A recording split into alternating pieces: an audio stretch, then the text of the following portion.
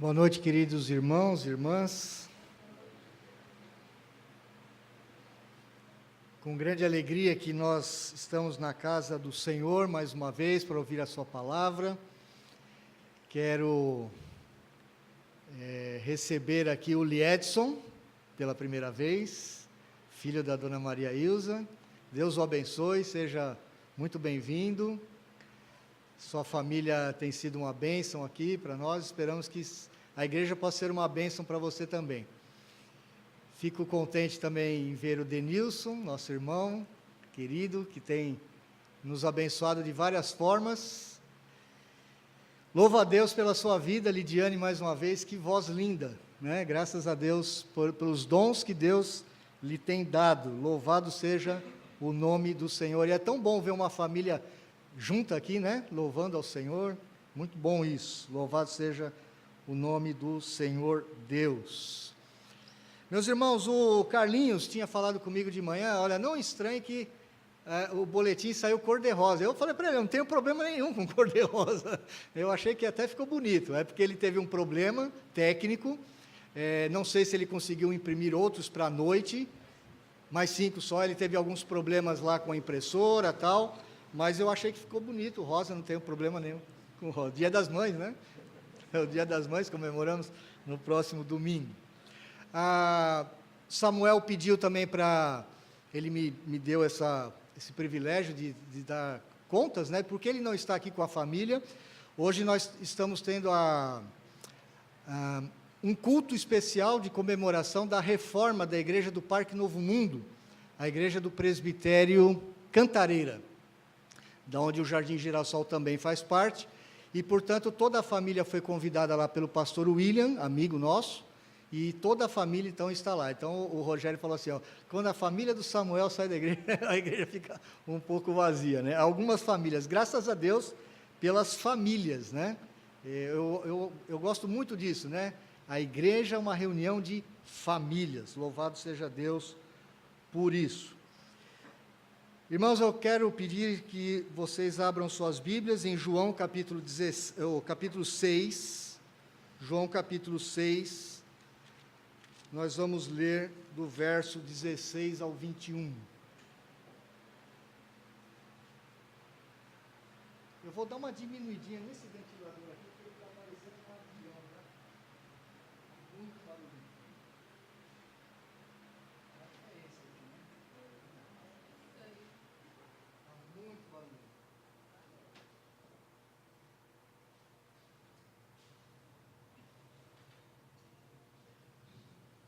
Melhorou, né?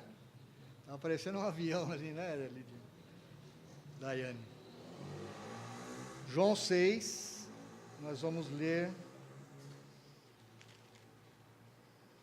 de 16 a 21.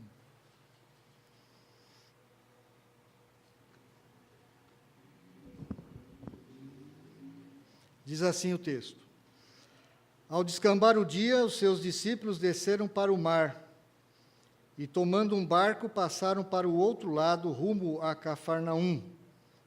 Já se fazia escuro e Jesus ainda não viera ter com eles. E o mar começava a empolar-se, agitado por vento rijo, que soprava. Tendo navegado uns 25 a 30 estádios, eis que viram Jesus andando por sobre o mar, aproximando-se do barco, e ficaram possuídos de temor.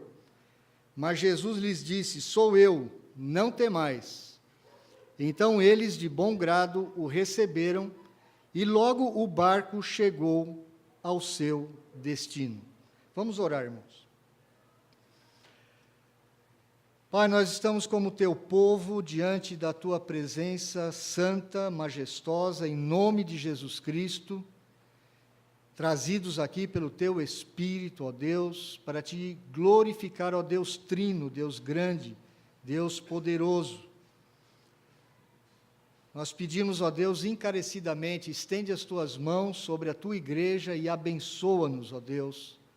Derrama da Tua graça, do Teu poder, fala aos nossos corações pela Tua palavra.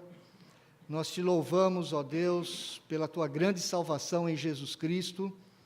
Te louvamos pelo sacrifício do Teu Filho naquela cruz. Te louvamos, ó Deus, pela dádiva do Teu Espírito Santo aos nossos corações. Obrigado pelo novo nascimento. Obrigado, ó Deus, porque o Senhor tem abençoado as famílias do Teu povo com toda a sorte de bênçãos espirituais nas regiões celestiais em Cristo Jesus. Obrigado porque o Senhor reina. Nós glorificamos o Teu nome porque Tu és soberano, majestoso, absoluto, Rei, sobre todo o universo e sobre as nossas vidas. Pedimos-te, ó Deus, que abençoes o trabalho dos Teus servos, as empresas dos Teus servos, os celeiros das nossas casas, das nossas famílias. Abençoa-nos, ó Deus, nós te pedimos. Nós levantamos as nossas mãos espiritualmente ao Senhor e clamamos o Teu socorro, a Tua ajuda, o Teu auxílio.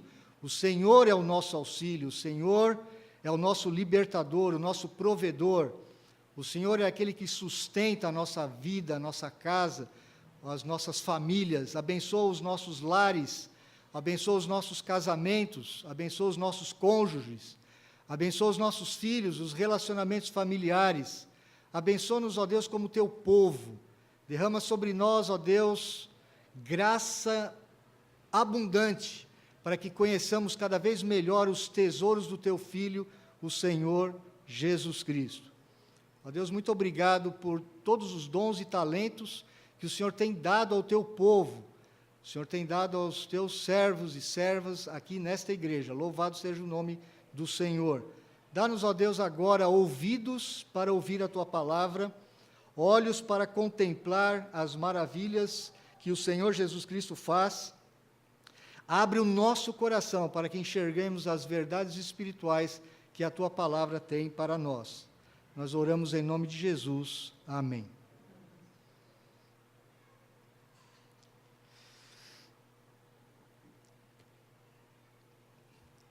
Meus irmãos, nós estamos ainda postergando um pouquinho mais a finalização de Atos. Nós só temos mais uma perícope, mais uma parte do livro de Atos para terminar o livro de Atos, e vez ou outra a gente faz algumas interrupções naquela sequência de pregações expositivas em Atos, e escolhemos algum outro texto da palavra que nós julgamos ser pertinentes para o momento que a igreja vive, momentos de muitas lutas às vezes não dos membros da igreja, mas de amigos ou irmãos nossos, né? Quantos relatos nós temos tido de pessoas ora falecendo mesmo, né, ou passando por graves problemas de enfermidade. Muitos dos nossos queridos irmãos estão passando por isso. Dona Irineia, por exemplo, não está aqui conosco, ela está em Mato Grosso, porque visita uma irmã gravemente enferma com câncer, né, numa situação bastante grave. Essas situações todas, além das situações circunstanciais do nosso país, desemprego, pressões de todos os lados, criam realmente algumas situações de ansiedade, de medo, de perplexidade diante das situações da vida. Esse texto aqui, julgo eu, ele nos traz algumas lições para nós podermos enfrentar esses embates da vida. Nós também vivemos tempos de medo, de desesperança. As pessoas estão consumindo cada vez mais remédios para poder dormir, para poder acordar, viver, até mesmo amar. A indústria farmacêutica lucra bilhões e bilhões e bilhões de dólares no mundo todo, porque as pessoas estão com graves problemas emocionais. A depressão, a ansiedade é o mal do século. É isso reconhecido por todo o mundo. Ainda vivemos no nosso país, especificamente, problemas de violência, sequestro, abusos, estupros, falências, epidemias, crises e mais crises. Parece que a gente está vendo o tempo todo a palavra crise. E vivemos, então, em dificuldades emocionais, tempestades vivenciais, e parece que muitos de nós nos assustamos quando, de repente, vem um grande problema na nossa vida e nós sentimos medo. E para resolver esse problema, meus irmãos, do medo, da ansiedade, não há atalhos, não há caminhos diversos para esse caos da existência humana. O único caminho passa pelo conhecimento do Senhor Jesus Cristo. Precisamos conhecer bem ao Senhor, não só a sua pessoa, mas também a sua obra, o seu poder e a sua divindade. Ele é o único que pode trazer não só salvação, mas satisfação para o coração humano. O Jesus Cristo divino, o Deus Filho, revelado nas Escrituras, ele troca o medo pela fé e pela confiança ou esperança.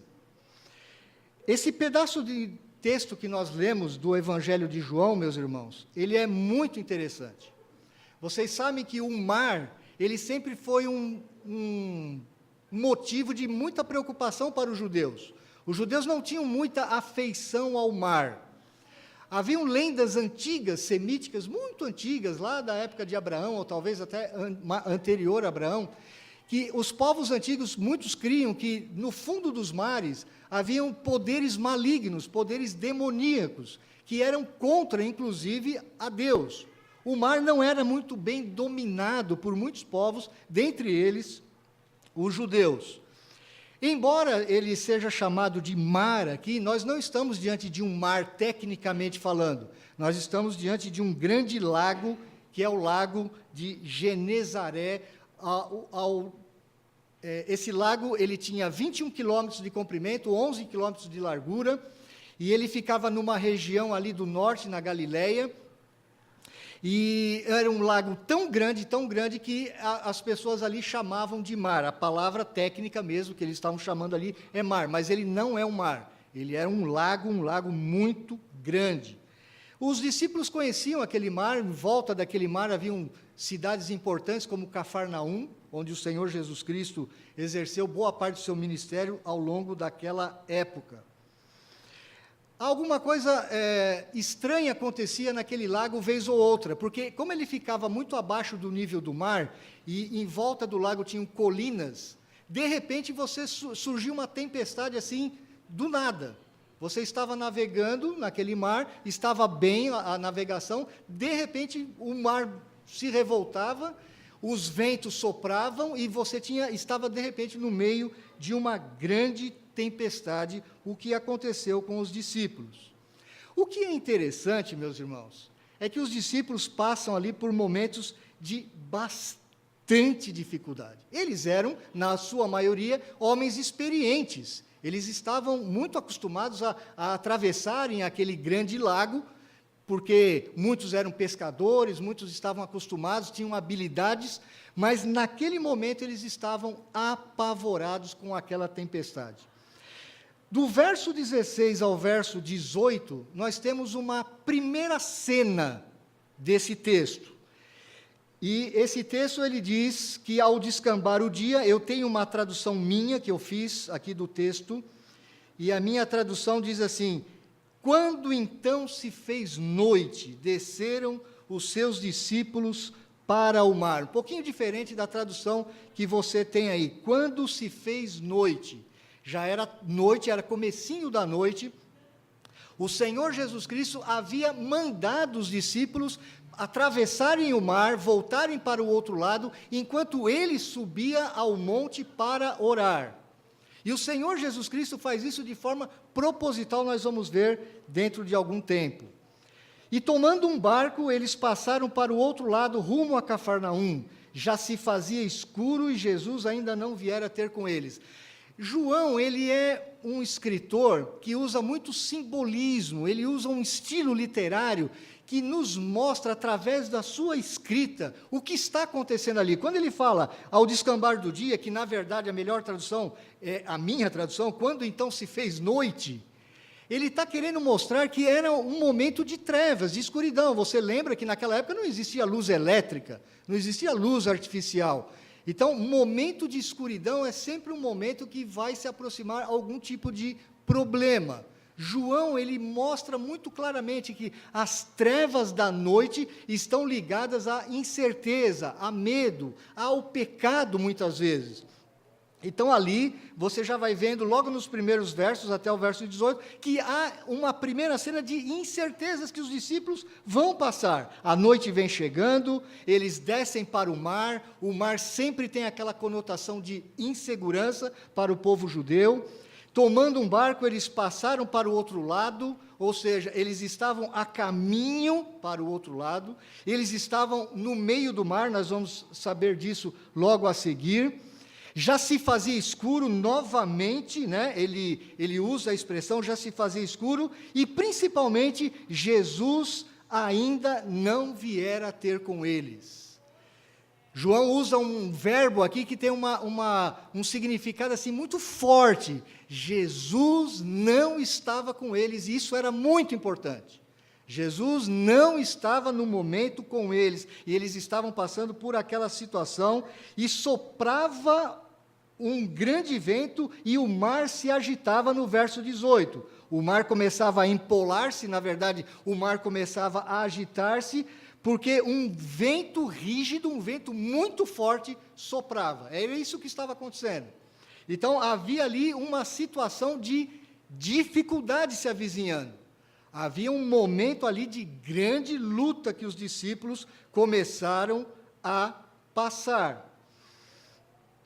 No verso 19, meus irmãos, o verso 19 é um verso que a gente pode isolar como uma segunda fase.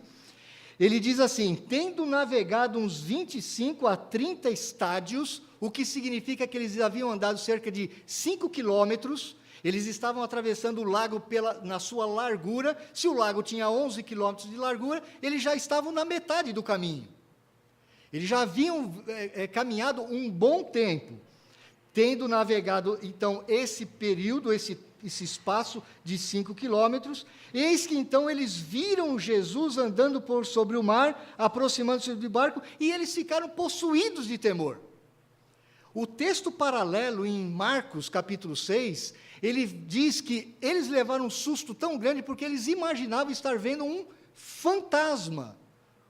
A palavra mesmo é essa, fantasma, porque eles tinham já isso no inconsciente coletivo do povo de Israel, que o mar, quando ele se revoltava, o mar, quando estava agitado, provavelmente tinha sido por causa de algum demônio da profundeza do mar que tinha agitado o mar. Então, quando eles veem, de repente, um vulto no meio daquela escuridão, no meio daquele barulho todo, daquele vento que soprava, daquele mar agitado, o barco que era um barquinho, não era um grande barco, era um barco que provavelmente as madeiras do barco faziam muito barulho, eles estavam apavorados, talvez muitos gritando, já muitos pensando, nós vamos morrer.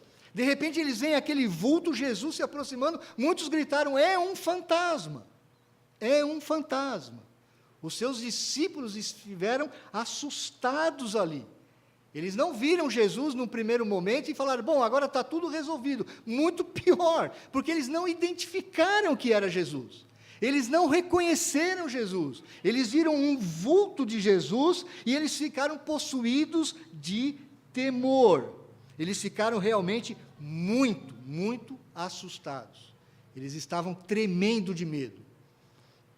Além de pensarem que estavam para morrer, de repente eles estão vendo um fantasma, um demônio, um ser sobrenatural que eles temiam naquela época, eles criam nisso. Isso eram crenças populares, o povo contava essas histórias, e por isso eles estavam com bastante medo, muito, muito, muito medo. Meus irmãos, esse trecho de João, onde está incluso essa pequena descrição desse drama que os discípulos estão passando, ele tem um contexto literário aqui bastante importante que eu gostaria que os irmãos prestassem muito atenção.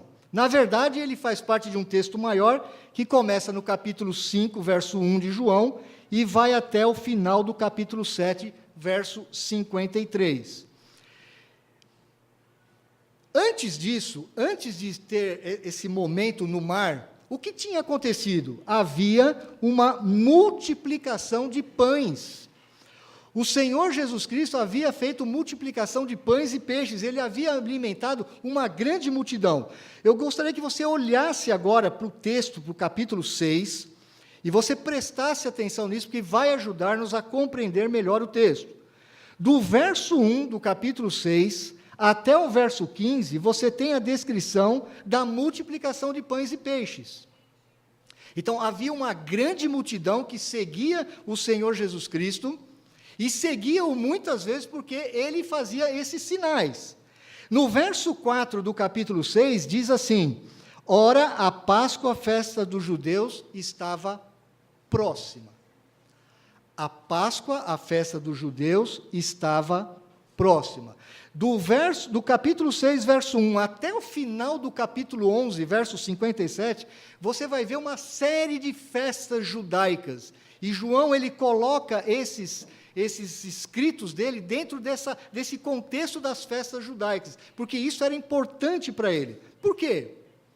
Porque os judeus, meus irmãos, toda vez que tinha uma Páscoa anunciada, esperando a Páscoa, eles tinham esperança que aquele profeta prometido lá no Antigo Testamento, em Deuteronômio capítulo 18, de 14 a 18, viria esse profeta que falaria como Moisés, que talvez libertaria o povo de Israel do jugo romano. Então, toda vez que estava se aproximando a Páscoa, o povo judeu, ele esperava que esse profeta, prometido por Deus, apareceria. Todo começo de Páscoa, toda prévia de Páscoa, todos os dias anteriores à Páscoa, havia essa expectativa no povo judeu. Quando Jesus aparece levando aquela multidão e alimentando e fazendo multiplicação de pães e peixes, o que muitos daquela multidão pensaram? Esse deve ser aquele profeta que nós esperávamos. Por quê? Porque Moisés havia alimentado o povo de Israel no deserto durante 40 anos com o maná que vinha dos céus. Como Jesus agora está alimentando uma multidão, não por 40 anos, mas num momento específico, durante algumas horas, eles devem pensar, olha, ele deve ser o profeta. Veja no verso 14, por exemplo, do capítulo 6. Veja o que está escrito aí. Vendo, pois, os homens o sinal que Jesus fizera, disseram, este é verdadeiramente o profeta que devia vir ao mundo. Então, ele já imaginava, olha, ele deve ser o profeta, porque nós nunca mais tínhamos visto alguma multiplicação de alimentos como Moisés havia feito no passado. Mas o que eles quiseram fazer de Jesus? Eles não reconheceriam a divindade de Jesus, mas eles estavam imaginando que Jesus era mais um profeta, que talvez os libertasse do jugo romano. Então, veja no verso 15 o que acontece. Sabendo, pois, Jesus que estavam para vir com o intuito de arrebatá-lo para o proclamarem rei, ele retirou-se novamente sozinho para o monte. Então, na verdade, Jesus estava prevendo problemas para os seus discípulos, e ele não queria que os seus discípulos estivessem confundindo com um simples profeta prometido. Aliás, a carta de João, o Evangelho de João, ele está sendo escrito para que os discípulos de Jesus crescem que ele era Deus. Se você for para João capítulo 20, versos 30 e 31, você vai ver isso. Abra lá, por exemplo, para você confirmar isso junto comigo. João diz, no finalzinho do capítulo 20, na verdade, fez Jesus diante dos discípulos muitos outros sinais que não estão escritos nesse livro. Esses, porém, foram registrados para que creiais que Jesus é o Cristo, Filho de Deus, e para que, crendo, tenhais vida em seu nome. Então, a preocupação não só de João ao escrever, mas do próprio Senhor Jesus Cristo, é que os seus discípulos saibam quem ele verdadeiramente é. Não um simples profeta que veio para alimentar o povo ou para libertá-lo do jugo romano, do poder romano. Não, eles precisavam crer que Jesus é Deus.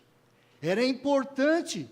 Se você abrir em Marcos capítulo 6, por favor, abra lá, Marcos capítulo 6, a partir do verso 45, você vai ver que interessante.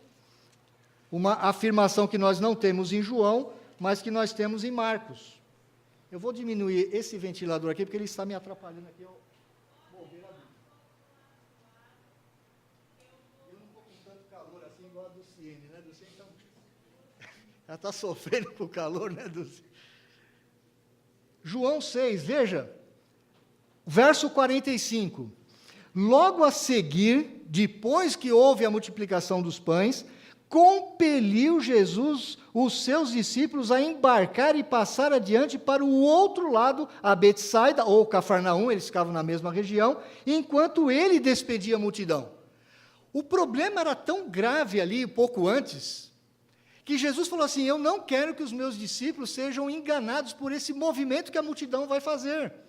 Então, o que ele fez? Ele falou, olha, vocês atravessem o mar, atravessem o lago, e eu vou despedir as multidões, e depois eu vou subir ao monte para orar.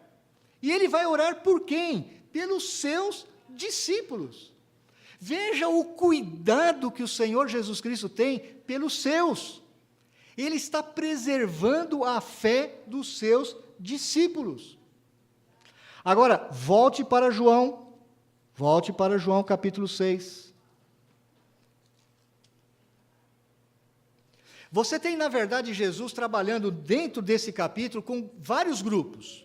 Um primeiro grupo era uma multidão, uma grande multidão, que ele acabou de alimentar com pães e peixes. Você tem um outro grupo, um pouquinho bem menor do que essa multidão, mas maior do que o número dos apóstolos, que eram chamados o grupo dos discípulos, aqueles que seguiam Jesus regularmente. Não tinham só os 12 apóstolos, eles tinham mais pessoas que o seguiam, era um grupo um pouco maior. E você tinha o grupo dos 12, os 12 apóstolos, aqueles que estavam mais próximos do Senhor Jesus Cristo. Na verdade, todo esse capítulo 6, Jesus está trabalhando a incredulidade das pessoas. Veja comigo alguns versos. Por exemplo, o verso 26 do capítulo 6. Estou em João agora, volte para João e veja comigo. Quando Jesus havia depois já multiplicado os pães e peixes, ele respondeu-lhes, no verso 26, respondeu-lhe Jesus, em verdade vos digo, vós me procurais não porque vistes sinais, mas porque comestes dos pães e vos fartastes. Jesus estava, na verdade, apontando a incredulidade agora da multidão. Veja no verso 30. Então lhes disseram eles, que sinal fazes para que o vejamos e creiamos em ti? Quais são os teus feitos? Olha o que eles falam para Jesus. E Jesus já havia multiplicado pães e peixes. Mas que sinal você faz para que a gente creia em ti? Então eles estão demonstrando àquela multidão incredulidade. Veja, ainda no verso 36, eu vou ler o 35 e o 36 para ficar mais claro. Declarou-lhes, pois, Jesus, eu sou o pão da vida, o que vem a mim jamais terá fome, o que crê em mim jamais terá sede. Porém, eu já vos disse que, embora me tenhais visto, não credes. Vocês continuam não crendo. Eu vim para satisfazer a alma de vocês. Eu vim para satisfazer o coração de vocês. Eu sou o pão vivo que desceu dos céus. Moisés alimentou o povo lá no passado com 40 anos, mas com maná, com um alimento físico. E na verdade não foi bem Moisés, foi o meu pai que mandou o maná dos céus. Agora, eu sou o pão vivo que desceu dos céus. Eu sou aquele que verdadeiramente vai alimentar a alma de vocês. Era isso que Jesus estava dizendo para eles. Censurando a sua incredulidade. Veja ainda, agora, a incredulidade daquele grupo menor de discípulos, não os apóstolos em si. No verso 61, do verso 60 até o verso 65, ele está trabalhando só com aquele grupo de discípulos, o grupo maior, não a multidão. Ele, veja bem, muitos dos seus discípulos, tendo ouvido tais palavras, disseram, duro é esse discurso, quem o pode ouvir? Jesus havia feito um discurso falando que ele era a verdadeira comida e eles precisavam se alimentar dele. Esses discípulos que, na verdade, não criam em Jesus, eles só o seguiam por curiosidade ou para receber os frutos dos milagres, dos sinais que Jesus fazia, eles não criam. Então, portanto, Jesus disse: mas Jesus, sabendo por si mesmo que eles murmuravam a respeito de suas palavras, interpelou-os: isto vos escandaliza?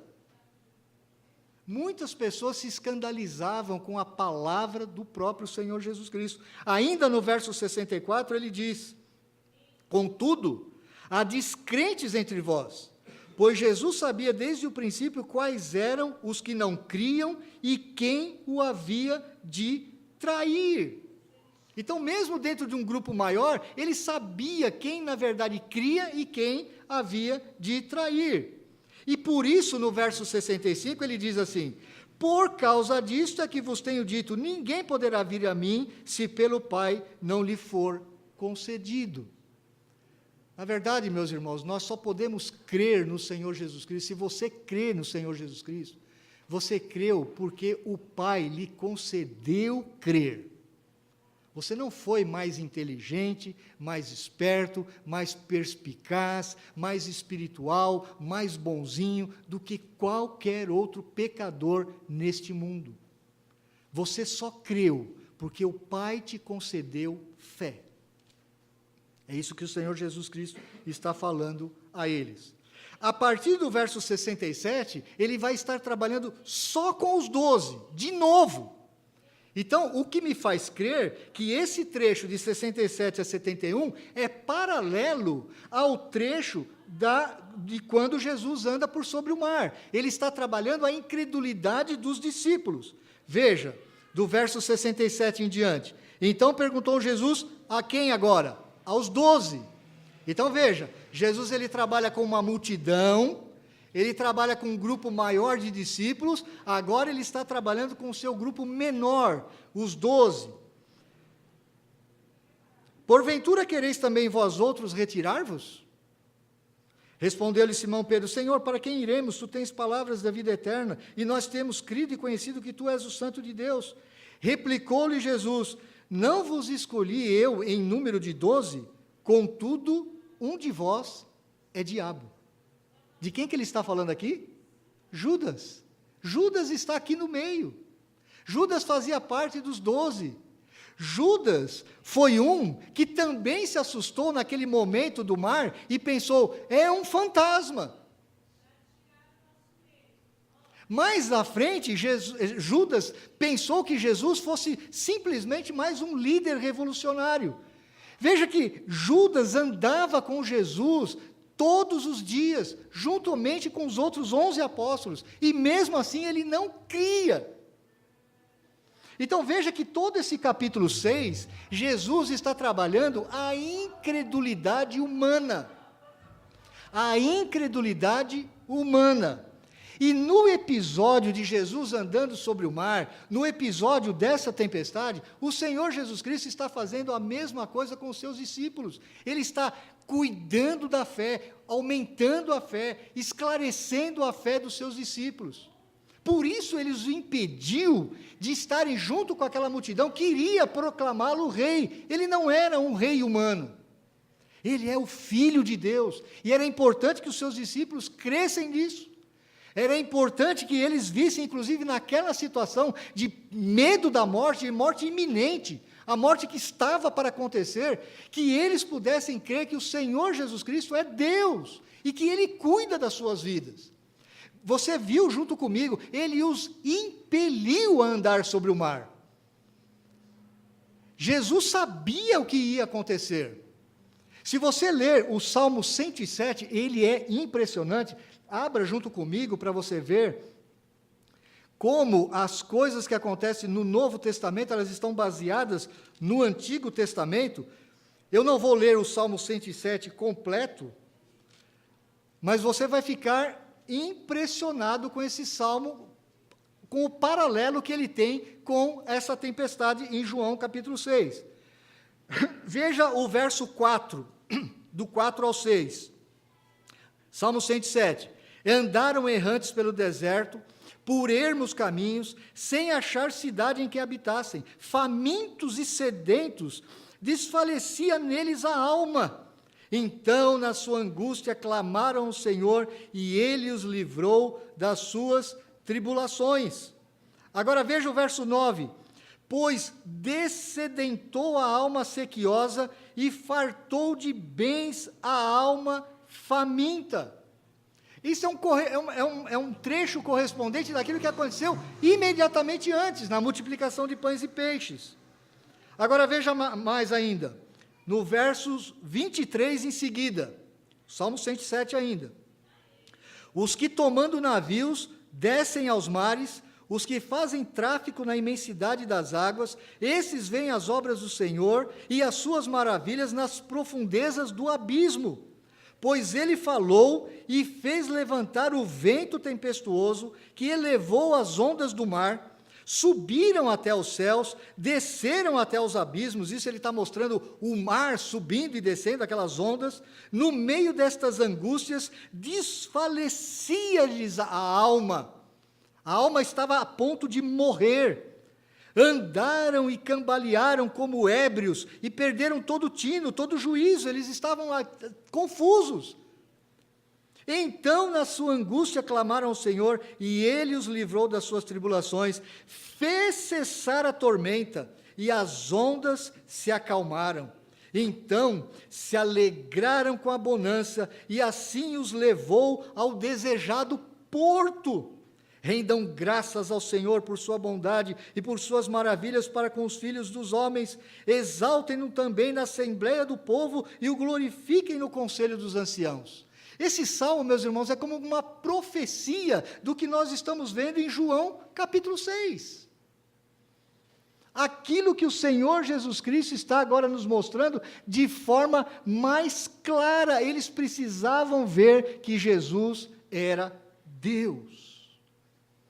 Jesus é Deus, Ele é divino, Ele não é um fantasma. O Senhor Jesus Cristo, sabendo que eles iam passar por tudo aquilo, mesmo assim, Ele estava trabalhando na fé dos seus discípulos. A cena primeira e a cena segunda, ela é uma sequência onde o drama aumenta. O drama aumenta e muito. Eles estão aqui desesperados, vendo um fantasma. Vamos morrer, estamos sem esperança. Acabou para nós. O Senhor Jesus Cristo ainda não viera, estava escuro. Mas o verso 20 e o verso 21, a terceira e última cena desse drama, mudam a situação completamente. Verso 20, leia junto comigo. Mas Jesus lhes disse: sou eu, não temais. Jesus não falou baixinho aqui. Imagine no meio de uma tempestade, imagine você, um grupo talvez um pouquinho menor do que esse que estamos aqui hoje dentro deste templo. Imagine nós num barco, aqueles ventos uivando, aqueles ventos clamando nos seus ouvidos, aquele barco balançando para lá e para cá, alguns de nós gritando desesperados: vamos morrer. Imagine aquelas ondas, aquele barulho do mar, aquelas ondas subindo e descendo, aquele medo constrangedor. Você acha que Jesus chegou para eles e falou assim: não temas, sou eu, bem baixinho? Sou eu, não temais. E a expressão sou eu aqui, meus irmãos, é uma expressão muito séria na língua original, no grego. Você tinha várias formas de falar: olha, sou eu, olha, eu estou aqui, ó, esse sou eu. Mas a expressão aqui, na verdade, a minha tradução é: sou eu mesmo. Sou eu mesmo. É uma ênfase na língua grega. Sou eu mesmo. Não temais, por isso vocês não precisam temer. E há muitas passagens em João, quando ele usa a afirmação eu sou, do próprio Senhor Jesus Cristo. Vocês querem ver?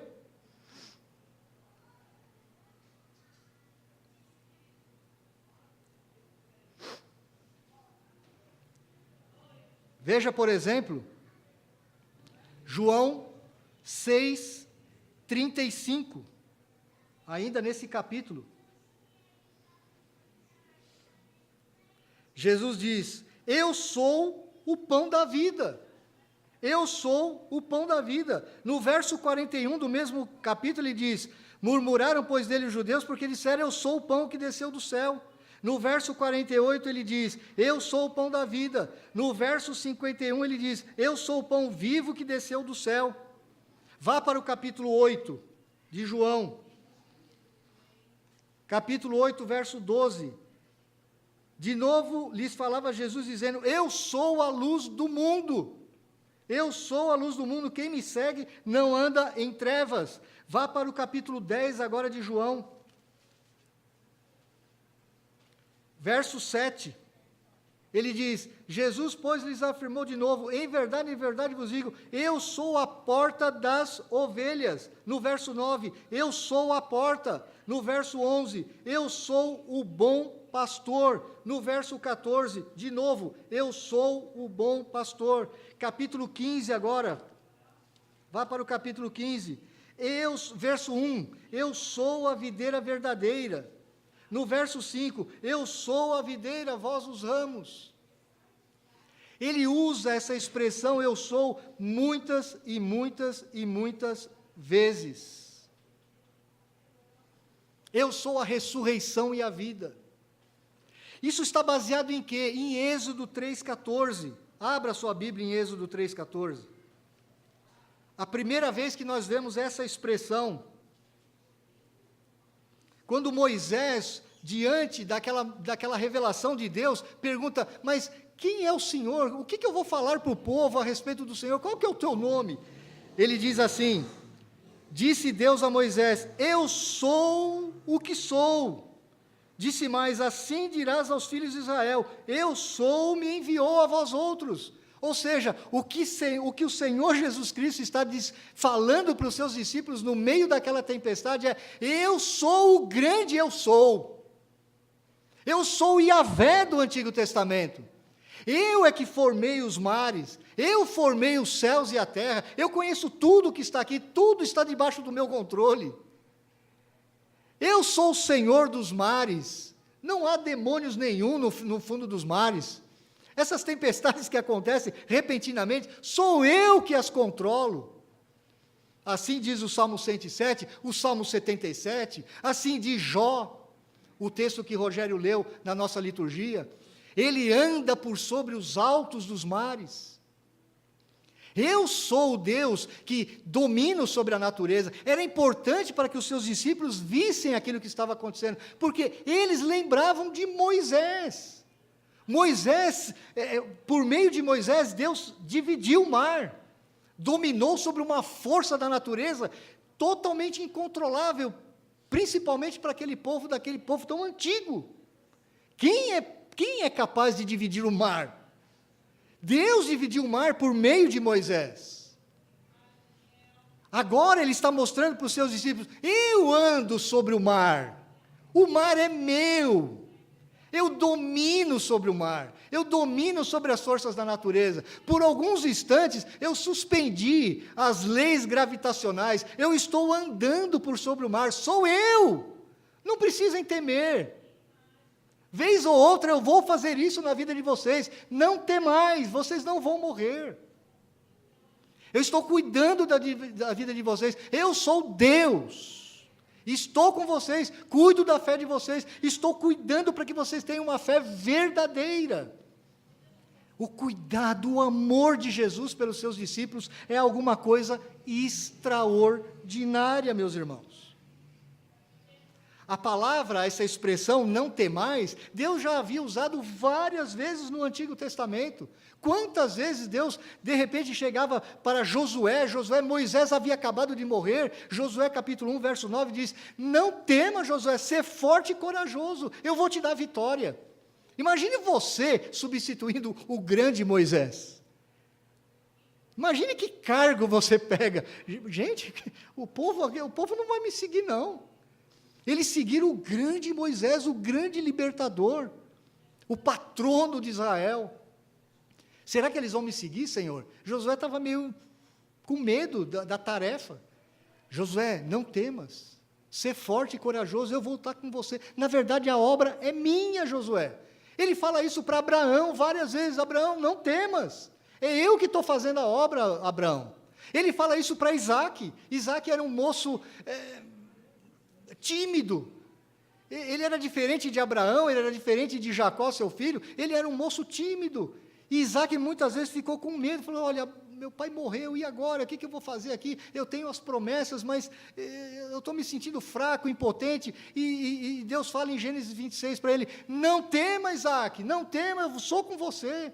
Eu vou te livrar, eu vou te levantar, sou eu que faço a obra é minha. Eu uso vocês para vocês serem privilegiados. Privilegiados. Deus é que faz a obra, meus irmãos. Deus fala constantemente, não temais. Não temam este mundo. Não temam as notícias más. Não temam, eu estou com vocês. Volte para João capítulo 6.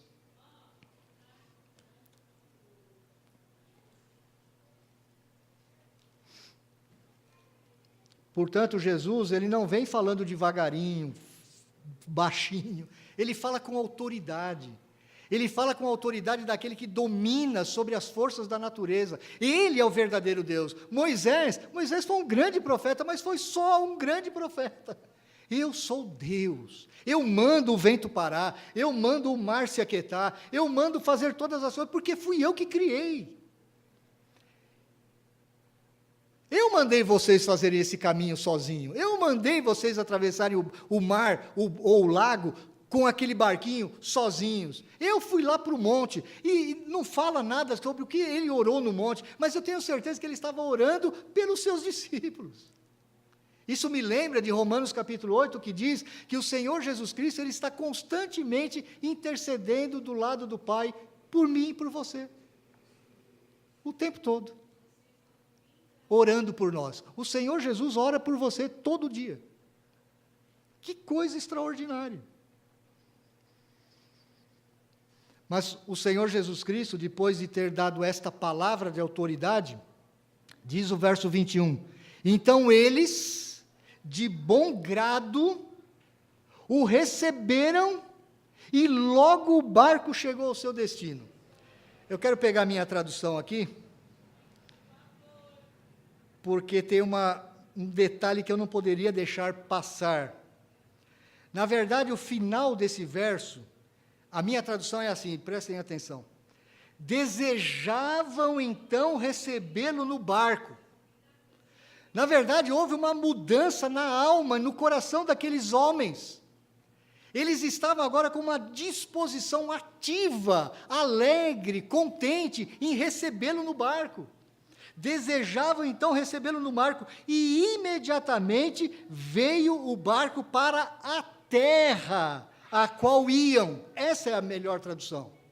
Não, ele usou aqui ao seu destino. Tem uma palavra aqui no texto original que é terra, e não posso deixar passar isso. Porque terra, eu por exemplo, tenho muito medo de altura. Eu não subo nem em muro muito alto, nem... Quando a gente foi ao zoológico, eu vi as irmãs ali subindo em árvore, né? As irmãs, a Nilda, a Luciene, subiram na árvore, lá, rapidinho elas subiram na árvore. Eu nem em árvore gosto de subir. Não gosto muito de altura. Eu gosto de sentir que eu estou com os pés no chão.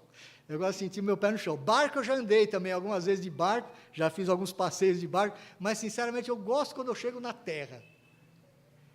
Aqueles discípulos, meus irmãos, eles tinham medos muito parecidos com os nossos. O mar para eles era sempre um momento de insegurança. E eles, na verdade, queriam chegar e colocar os pés na terra. Por isso a importância do final desse versículo, eles falaram que realmente está aqui. Veio o barco para a terra a qual eles iam. Eles chegaram no objetivo final.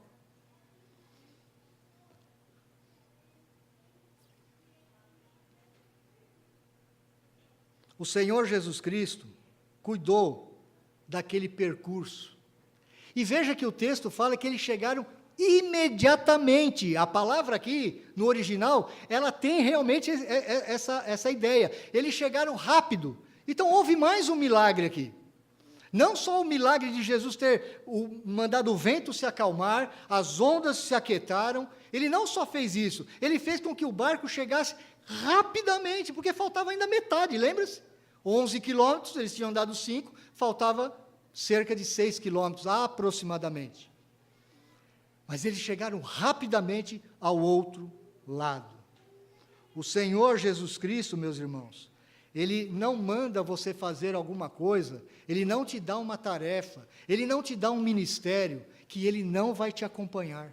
Você vai ter dificuldades? Vai. E sabe por que você vai ter dificuldades?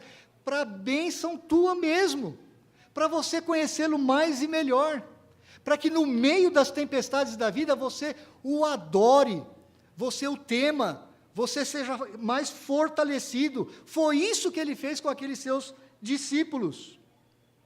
O apóstolo Paulo, quantas vezes o apóstolo Paulo passou por naufrágios, por perseguições, por chicote, por apedrejamento, quantas vezes ele teve que fugir de um lado para outro, quantas vezes? O próprio Senhor Jesus Cristo teve que passar por momentos de dificuldade. Veja comigo, Hebreus capítulo 2, versos de 14 a 18, veja comigo. Se o próprio Senhor Jesus Cristo também não teve que passar por situações semelhantes. Veja o que diz o texto de Hebreus. Capítulo 2, versos 14 a 18.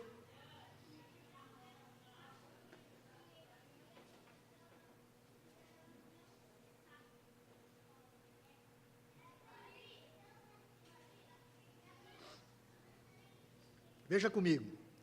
Visto, pois, que os filhos têm participação comum de carne e sangue, desses também ele igualmente participou. Quem é esse? Ele, o Senhor Jesus, para que por sua morte destruísse aquele que tem o poder da morte, a saber, o diabo.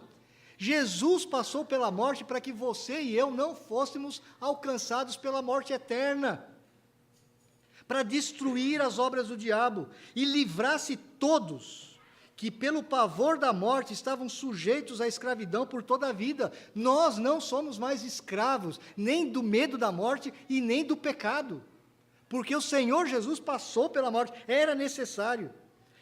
Diz ainda o verso 16, pois ele, evidentemente, não socorre a anjos, mas socorre a descendência de Abraão, e nós somos descendência de Abraão por meio de Cristo. Por isso mesmo, convinha que em todas as coisas ele se tornasse semelhante aos irmãos. Então ele passou por lutas, por desafios que eu e você passamos, para ser misericordioso e um fiel sumo sacerdote nas coisas referentes a Deus e para fazer propiciação pelos pecados do povo, pois naquilo que ele mesmo sofreu, tendo sido tentado, ele é poderoso para socorrer os que são tentados. Meus irmãos, Jesus, ele sofreu as maiores tentações que um ser humano pode passar. Ele passou pelas maiores provações, maior do que aqueles discípulos no meio do mar. E ele passou por tudo aquilo, para que eu e você tivéssemos vitória. E ele nos dá a garantia de poder vencermos qualquer medo, qualquer ansiedade, qualquer tempestade da nossa vida. Porque ele venceu a morte, ele venceu o pecado, ele venceu Satanás, por nós. Ele nos dá isso gratuitamente. Foi o sacrifício dele na cruz que conquistou essas vitórias para mim e para você. Ele te conquistou vida eterna. Ele te conquistou a garantia da ressurreição da vida. Você vai morrer como eu vou morrer fisicamente. Nós vamos ter uma separação do corpo e da alma, mas a nossa vida vai ser reconstruída, o nosso corpo vai ser ressuscitado, nós vamos viver para sempre com o Senhor. Você não precisa ter medo de mais nada, meu irmão, nem da morte. A morte tão temida pela humanidade, mas os crentes não precisam ter medo da morte. A morte ainda continua sendo uma tristeza? Sim. Você vai chorar a morte? Sim. Você vai fazer festa quando alguém morre? Não, porque a morte sempre vai ser um sinal, um lembrete para nós, que nós pecamos. A morte é resultado do nosso pecado. A morte sempre nos diz, nós somos pecadores. Mas para o crente, não para ali, não para no caixão. Nós temos vitória sobre a morte, porque o Senhor Jesus Cristo venceu a morte. Ele ressuscitou. Abra comigo, vira a sua página um pouquinho mais em Hebreus ainda, capítulo 4, versos 15 e 16. Veja que Ele pode se compadecer de você. Você está com medo hoje? Você está ansioso? Você está passando por alguma dificuldade, algum drama, alguma tempestade na sua vida, que você está clamando a Deus, falando assim, vou morrer, estou apavorado, estou ansioso. Veja que o Senhor Jesus Cristo tem palavra para você, Hebreus capítulo 4, verso 15 e 16. Ele mais uma vez diz, porque não temos sumo sacerdote, que não possa compadecer-se das nossas fraquezas. Antes, foi ele tentado em todas as coisas à nossa semelhança, mas sem pecado, ele não pecou. Acheguemo-nos, portanto, confiadamente, ou confiantemente, junto ao trono da graça, a fim de recebermos misericórdia e acharmos graça para socorro em ocasião oportuna. No meio da tempestade, quando você estiver passando por tempestade, meu irmão, Jesus, Ele é capaz de te socorrer. Você pode clamar como aqueles discípulos clamaram, e Ele vai falar para você, não temas, sou eu mesmo, eu estou com você. Concluindo, meus irmãos, há uma necessidade urgente, crítica, em nossa vida, na minha e na tua, de conhecermos cada vez melhor a natureza do Senhor Jesus Cristo. Ele é Deus. A sua vida divina, a sua divindade, é o maior valor que nós temos no mundo, no universo inteiro. Não há nada mais valioso que você possa ter do que o Senhor Jesus Cristo. A vida dele em você. Jesus realizou milagres conforme o Evangelho de João nos ensina, para que creiamos que Ele é o Filho de Deus, e para que nós, crendo, tenhamos vida no nome dEle. Você quer ter uma vida que supera os medos do dia a dia?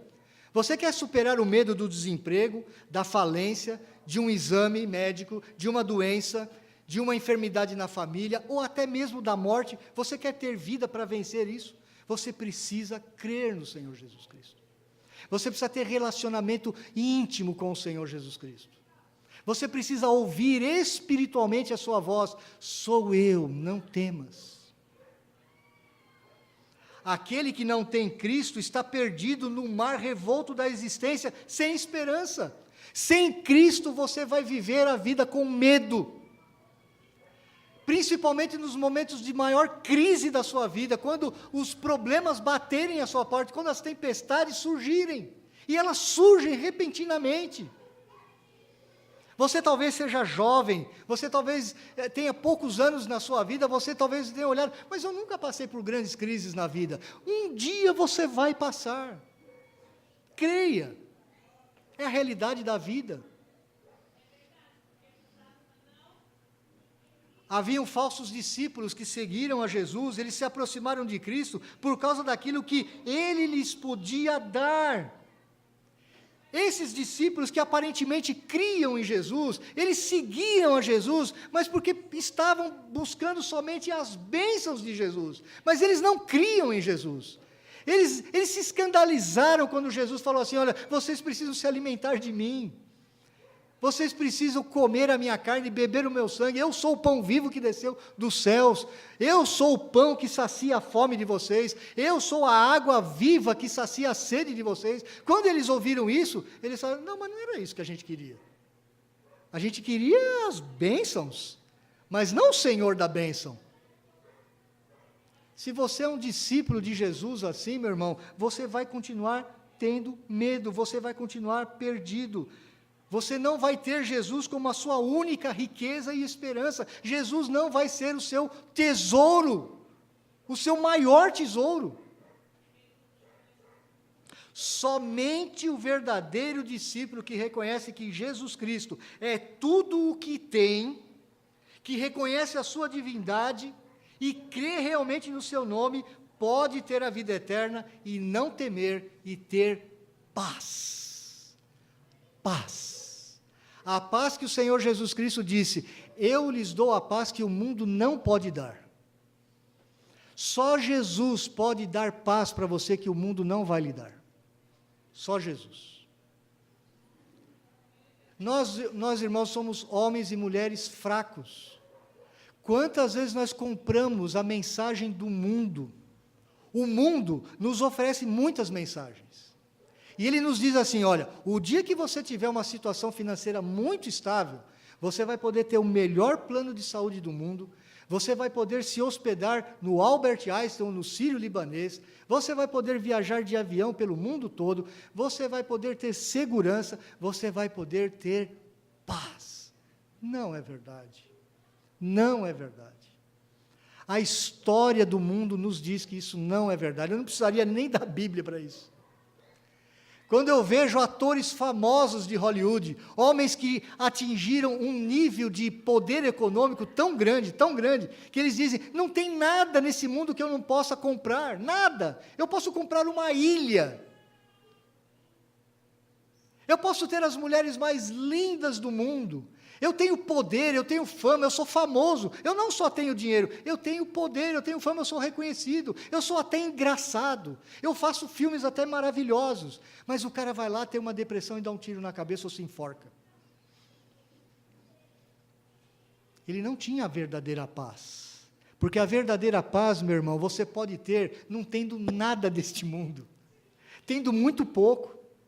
Tendo exames para fazer, tendo lutas para enfrentar, tendo problemas de saúde, tendo pouco dinheiro, você pode ter muitos problemas, mas você pode ter paz. A paz que o Senhor Jesus Cristo dá e que ninguém pode tirar.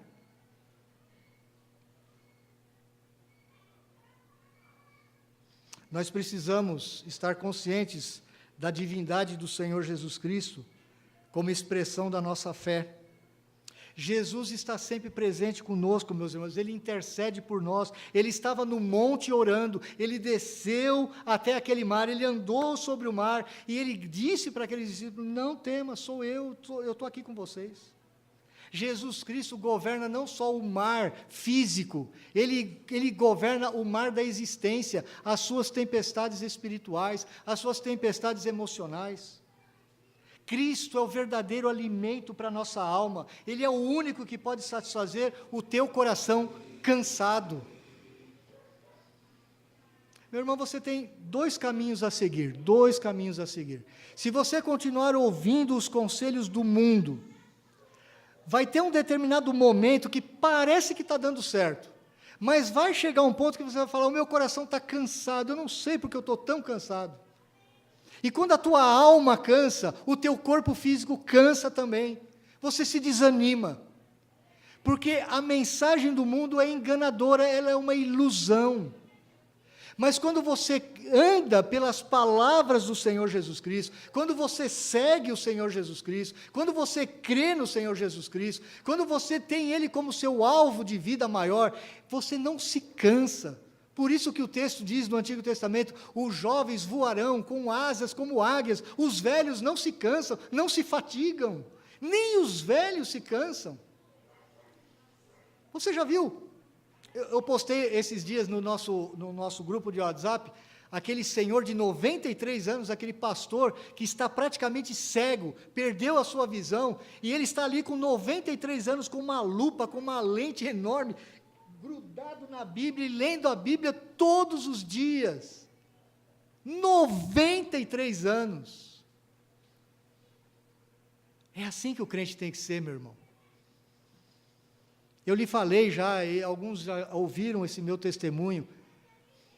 Fiquei 30 anos trabalhando como engenheiro, gerente industrial. Um determinado momento da minha vida, eu falei assim: olha, eu gosto muito da engenharia, acho tudo isso muito bom, é tudo muito bacana, é tudo muito bom, mas eu não estou esperando um dia que eu vou me aposentar e eu vou para uma praia, catar conchinha na beira da praia. Pelo amor de Deus, eu não quero isso para a minha vida.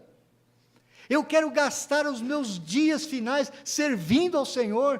Eu quero morrer pregando a palavra do Senhor, morrer ensinando a palavra do Senhor, morrer aconselhando a palavra do Senhor.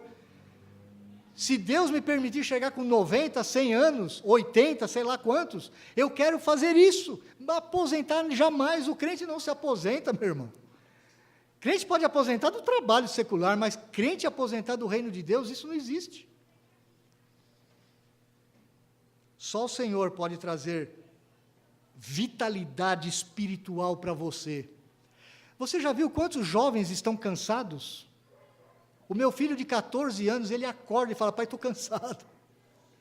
Estou cansado, pai, acordei cansado hoje. Como? 14 anos?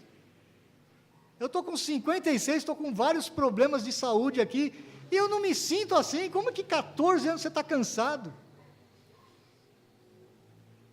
Meus irmãos, nós lutamos com a incredulidade em nosso próprio coração, constantemente. Eu e você, como crentes. Nós precisamos depender exclusivamente da graça de Deus. A nossa segurança está baseada na certeza do amor do Pai por nós. Demonstrada como? Como que Deus demonstrou que Ele te ama? Você já parou para pensar nisso? Como eu posso ter certeza que Deus me ama? Porque Ele entregou o seu próprio Filho na cruz em sacrifício no teu lugar. Você não conquistaria nada daquilo que Jesus Cristo conquistou por você. Nada. Ele te ama. Você precisa crer nisso. A fé no amor de Deus por nós, por meio de Cristo Jesus, ela pode te levar a grandes alturas. E, finalmente, numa sociedade relativista como a nossa, onde tudo é relativo, onde muitas vozes teimam em dizer que a verdade é relativa, não há uma verdade absoluta, a passagem de João nos leva à seguinte conclusão: que só em Cristo a verdade absoluta é o Senhor Jesus Cristo. Não só Ele disse a verdade, Ele é a verdade, Ele é a encarnação da verdade. O seu relacionamento é com uma pessoa, não é com uma doutrina. Por isso, poucas vezes nós falamos aqui, creia na verdadeira religião presbiteriana. Nós nunca vamos falar isso, porque a verdadeira religião é o Senhor Jesus Cristo. Ele é a verdadeira religião. O seu relacionamento é com uma pessoa, não é com um grupo doutrinário, embora o grupo doutrinário seja muito importante. Nós estamos firmados na palavra de Deus, mas o seu relacionamento é com Cristo Jesus.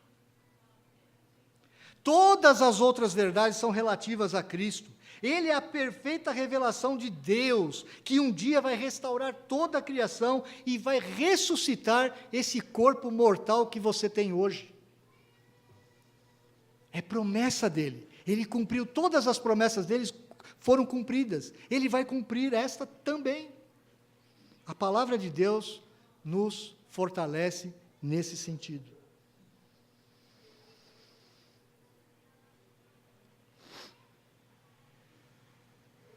Jesus, Ele nos traz segurança no meio do medo. Só Ele pode fazer isso. Só Ele pode fazer isso.